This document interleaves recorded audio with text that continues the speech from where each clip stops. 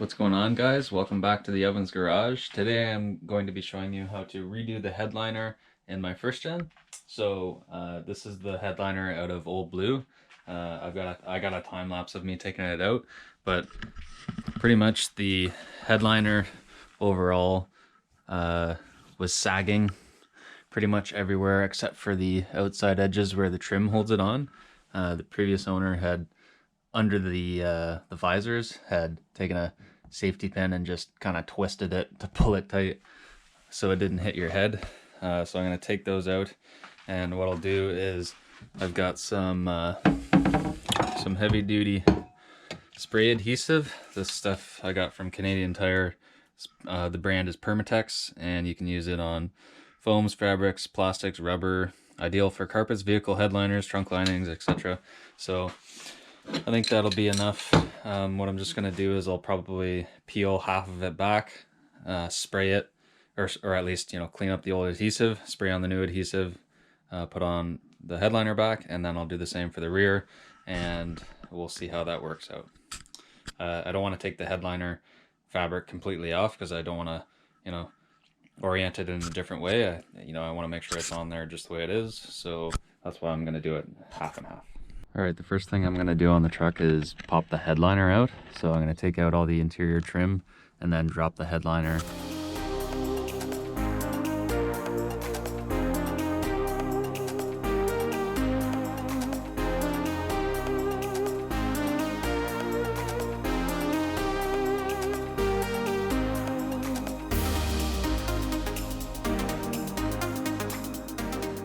Alright, so I've got the headliner out. I ended up having to, for these back pieces of trim, I had to pull out the seat rests on the side just to get these back extended cab panels down, just to pull the headliner out. Quite happy to see though, while I'm up here, there's absolutely no rust along the front drip rail, and then when I stick my finger inside there, it feels perfectly clean along the seam. So I know I've got no water infiltration. That rust is starting, and I can even put my finger up a little bit this way, and it honestly just feels like it's very, very clean, maybe minor light surface rust. So this headliner is out of an extended cab, and it's a base model, so it's non-LE, but on the extended cabs they have the lights just there in the middle, and this is what it looks like. This is what it looks like on the back side. It's kind of just like a cardboard-ish type of backing board, and to get it out of the truck I had to take it out of the passenger side door, and this end came out first, so I put it to the forward. I put it forward towards the dash, and then I rotate it towards the passenger side door, and then I pulled it out of the passenger side door slowly while trying not to crease it or fold it at all.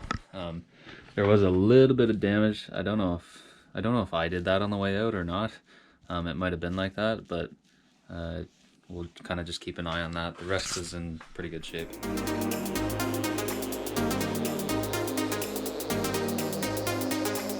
Alright, so I've actually decided I'm going to go a different route with this. After pulling off the old headliner, there was a couple holes near the visors where the previous owner had put those safety pins and wrapped up.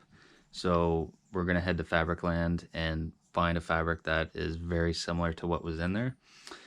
So now that I've peeled this off, there's like this kind of light adhesive-y type stuff that comes off when you rub it.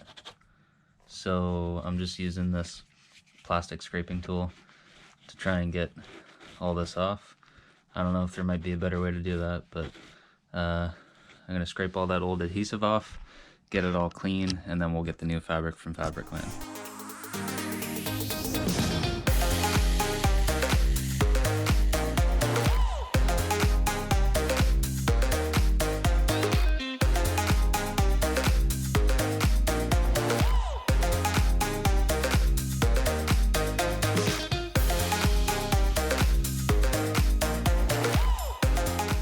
Alright, so I've got the inside of the headliner cleaned up. My method that worked out the best was I used this metal scraper to get most of that foamy stuff loose, and then I used a brush and a broom to loosen it up, and then I would suck it up with the vacuum. So that took me about maybe 15-20 minutes, and now the entire surface is free of that old residue for the most part. So we'll run to the fabric store and grab some fabric. We're probably going to grab about 60 inches by 60 inches worth of fabric. All right, so I wasn't able to find any fabric that I liked at Fabricland. So because I don't feel like waiting for a week for some new headliner or spending maybe about $100 on it, I'm just going to reinstall this one since it's pretty good for the most part. So I'm going to attempt to respray this and put it back on.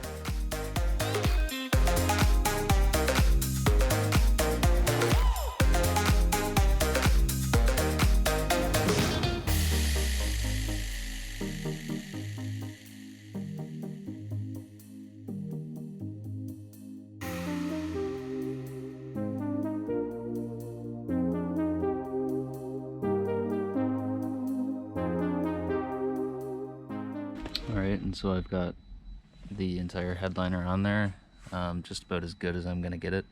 There's a few errors, and like I mentioned before, the hole, but it's going to be good enough for now. I'll put it back in, and at least I know how to remove the headliner in the future, and I can get some new fabric next time and redo this entire piece. But it's a lot better than it was before.